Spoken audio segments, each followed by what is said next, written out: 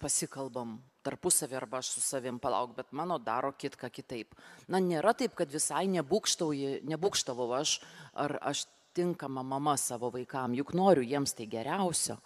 Bet šiaip aš, čia ir vėl lemia asmeninė savybė, aš, na, ta prasme, priimu save, kokia esu, labai mėgstu maldą, ko negaliu pakeisti, aš negaliu pakeisti, suteik man ramybės, Dieve, su tuo susitaikyti. Tai kažkaip tuo principu vadovaujuosi ir su vaikais bendraudama.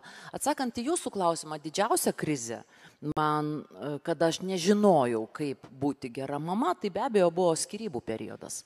Aš visiems čia susirinkusiems linkiu niekada to nepatirti, bet aš irgi negalvojau, kad mums taip nutiks.